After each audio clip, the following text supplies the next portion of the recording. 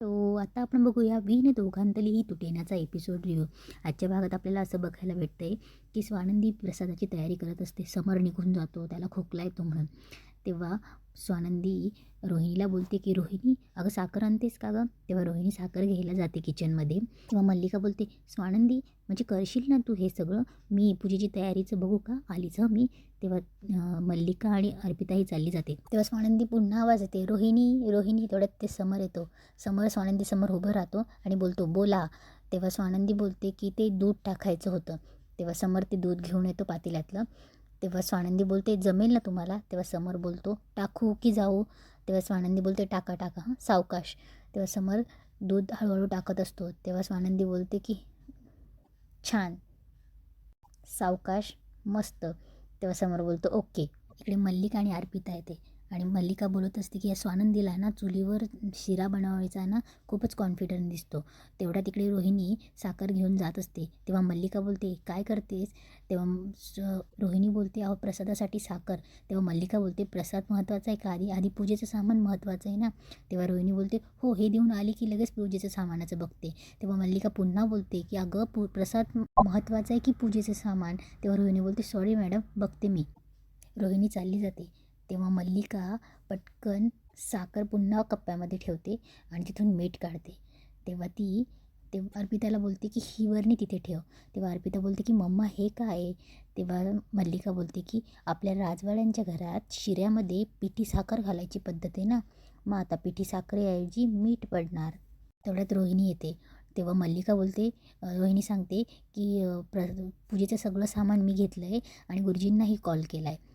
तेव्हा मल्लिका बोलते अगं महत्त्वाचं काय आहे? ते काम महत्त्वाचं आहे का? प्रसाद महत्त्वाचा आहे ना?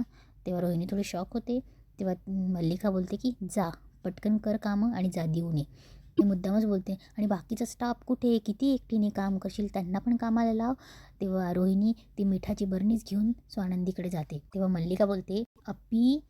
तेव्हा अर्पिता तिच्याकडे येते. तेव्हा अर्पिताला मल्लिका बोलते की माझ्यावर नाही नजर ठेवायला लावली, स्वानंदीवर नजर ठेव. ती बघ जरा प्रसादात चवीपुरता व्यवस्थित मीठ टाकते का नाही, म्हणजे प्रसाद कसा मस्त झाला पाहिजे. तेव्हा अर्पिता बोलते यस मम्मा. तेव्हा रोहिणी बरणी स्वानंदीकडे देते. तेव्हा अर्पिता आणि मल्लिकाही येतात.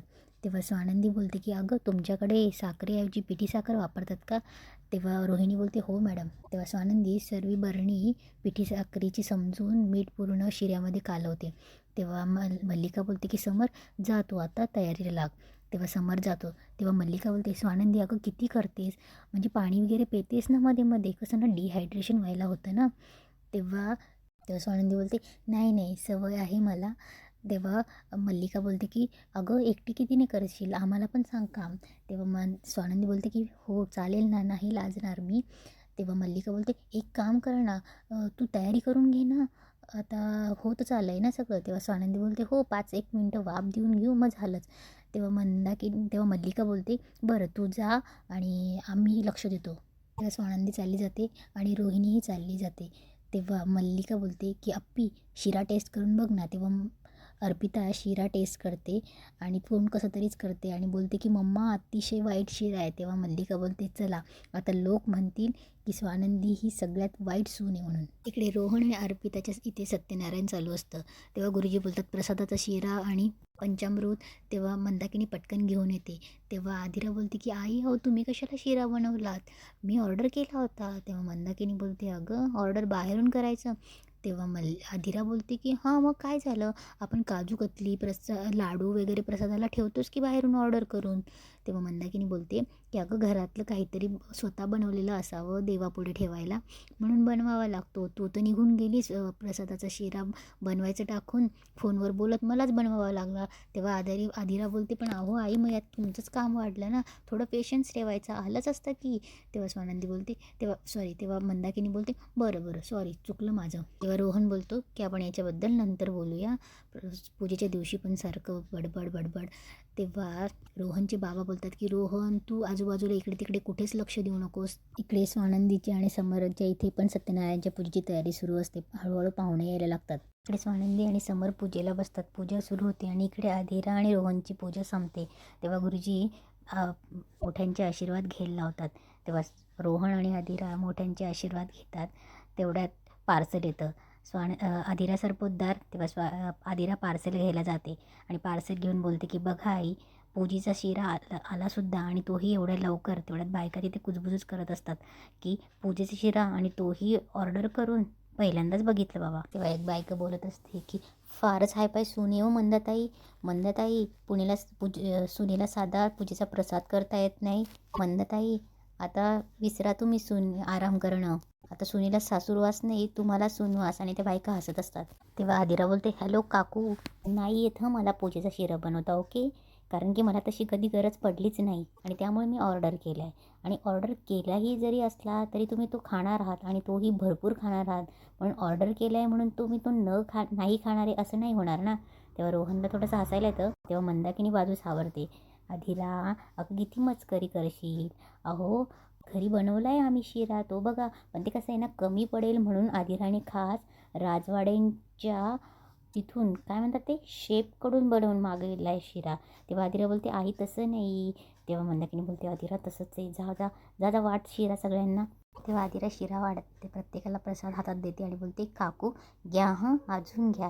तेव्हा रोहनला हसायला येत असतं. एवढ्या सगळ्या बायका जातात, गुरुजीही जातात. तेव्हा आदिरा बोलते, ओ गॉड, आणि पटकन सोफ्यावर बसते. तेव्हा तिच्याकडे सगळे बघत असतात.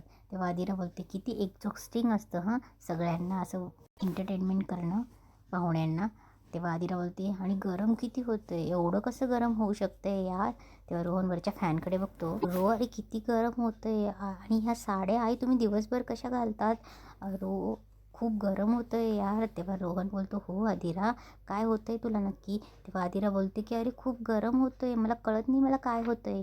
तेव्हा रोहनचे वडील बोलतात की सुश, तिला जरा थंड पाणी दे. रोहन बोलतो, आदिरा थांब, तू इथे बस, मी थोड्या खिडक्या उघडतो म्हणजे तुला बरं वाटेल. तेव्हा आदिरा बोलते, आर यू किडिंग. अरे इथे ए सी चालू आहे तरी त्याची हवा इथवर येत नाही आहे, काय करायचं यार. तेव्हा आदिरा बोलते, एक काम करू का, मी ए सीच ऑर्डर करते. ती फोन घेते आणि बोलते की किती ऑर्डर करू. एक बेड आणि एक हॉल चालेल ना, 2 ऑर्डर करू का. दिस इज अनबेरेबल हां, हे मी सहन नाही करू शकत. तेव्हा रोहनला काही कळत नसतं. रोहनचे बाबाही डोक्याला हातच लावतात. इकडे समर आणि स्वानंदीची पूजा संपन्न होते. तेव्हा पूजा झाल्यावर मोठ्यांचे आशीर्वाद घेतल्यावर आजी बोलते की स्वानंदी, जरा या सगळ्यांचं प्रसादाचं बघ. तेव्हा स्वानंदी बोलते, हो आलेच. तेव्हा अर्पिता बोलत असते की मम्मा, आता चांगलीच फजिती होणार आहे. तेव्हा मल्लिका बोलते, आता सगळेच खारट प्रसाद खाणारे आणि तोंड वाकडं करणारे. अर्पिता बोलते, आणि मुळात स्वानंदीला खारट प्रसाद खाऊन तोंड वाकडं करायची गरजच नाही आहे. तेव्हा मल्लिका बोलते, आणि समर, त्याला आधीच स्वानंदीला पाहूनच त्याचं तोंड वाकडं होतं. इकडे स्वानंदी किचनमध्ये येते, बघते तर रोहिणी ती रडत असते, खूप रडत असते. तेव्हा स्वानंदी बोलते, अगं काय झालं, मला सांगशील का, काही झालं आहे का, तुझ्याकडनं काही चूक झाली आहे का, की घरून काही वाईट बातमी आली आहे. तेव्हा रोहिणी बोलते, नाही मॅडम, घरून काही नाही, पण इथेच माझ्याकडनं खूप मोठी चूक झाली. माझ्याकडनं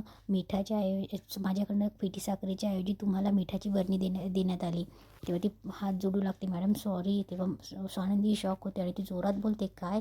तेव्हा रोहिणी बोलते, सॉरी मॅडम, मला माहीतच नाही, मी पिठी साखरेची बरणी आत्ता इथे खाली बघितली. तेव्हा स्वानंदी बोलते, म्हणजे ती नेहमीच्या जागेवर नव्हती का. तेव्हा रोहिणी बोलते की हो मॅडम, पण मला माहिती, मी तुम्हाला मीठच दिलं आणि ते कशी होती मला नाहीच कळलं. तेव्हा स्वानंदी विचारत पडते, अरे देवा, काय झालं. आदिराच्या दादांना आणि आजींना सांगायला हवं, एक तर प्रसादाला मीठ टाकून चूक झालीच आहे, परत तो पाहुण्यांना देऊन अजून मोठी चूक करायला नको. तू थांब इथे, मी आधीच काहीतरी सोल्युशन काढू आपण.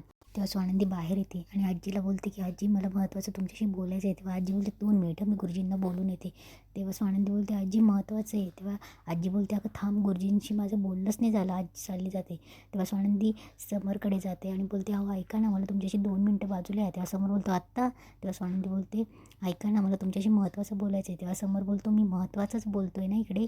तेव्हा स्वानंदी बोलते, अहो 2च मिनिट खूप महत्त्वाचं आहे. तेव्हा समर बोलतो, तुम्हाला दिसत नाही का मी इथे महत्त्वाचं बोलतो आहे ते. तेव्हा स्वानंदीला काहीच कळत नसतं. ती देवासमोर उभी राहते आणि इकडे तिकडे बघते तर प्रसाद वाटलेला पण असतो. तेव्हा ती बोलते, अरे देवा, ऑलरेडी बऱ्याच जणांना प्रसाद देऊन झाला आहे. तेव्हा लोक प्रसाद खात असतात पण कोणाच्याही तोंडावर रिॲक्शन नसते. तेव्हा इकडे अर्पिताला कळत नसतं. अर्पिता बोलते, मम्मा, लोक तर प्रसाद खात आहे. तेव्हा मल्लिका प्रसाद घेते आणि त्याचा वास घेऊन बघते. तेव्हा मल्लिका शिरा खाऊन बघते आणि बोलते, खरंच शिरा गोड आहे. तेव्हा अर्पिताही खाते आणि बोलते, मम्मा, हे कसं झालं. तेव्हा मल्लिका बोलते तेच म्हणते मी. तेव्हा मल्लिका बोलते मी स्वतः ती मिठाची बरणीच्या ऐवजी मिठाची बरणी रिप्लेस केली होती ना, आणि स्वानंदीने स्वतः आपल्या डोळ्यासमोर ते मीठ टाकलं होतं ना. तेव्हा स्वानंदीला नंदाजी भेटायला येतात आणि तेव्हा समर बोलतो काय आजी तू आदिराच्या लग्नाला आलीच नाहीस. तेव्हा आजी बोलते अरे लांबचा प्रवास झेपत नाही आता. आणि स्वानंदी आणि पिंट्या खरंच तू तुझ्या आजीचं स्वप्न पूर्ण केलंस हं. अगदी छानची सून आणली, नातसून आणली तिच्यासाठी. आणि स्वानंदी काय प्रसाद बनवलास ग तू, एकदम छान, तुझ्या हातचं जेवायला यावं लागेल. तेव्हा स्वानंदी बोलते या ना. तेव्हा स्वानंदी मनात बोलत असते की मुळात सगळ्यांना शिरा आवडलाच कसा. तेव्हा आजी बोलते की गुरुजी निघायला लागले. स्वानंदी आणि समर त्यांना नमस्कार करतात. तेव्हा गुरुजी स्वानंदीला आशीर्वाद देतात अखंड सौभाग्यवती हो. तेव्हा गुरुजी बोलतात की मुली मी या घराला बरेच वर्षापासून बघतोय, तुला मी आजच बघतोय, पण तुझ्या चेहऱ्यावर जी शांतता आहे या घराला आवश्यक आहे ती. काही काही गोष्टी मनाविरुद्ध घडतात, पण ईश्वराच्या प्रत्येक गोष्टीला तोंड द्यायला हवं, तरच मनाची ताकद वाढते. तेव्हा हळूहळू सगळे लोक तिथून चालले जातात. तेव्हा स्वानंदी सगळे गेल्यावर स्वानंदी विचारात पडत असते की काय झालं, कसं काय झालं.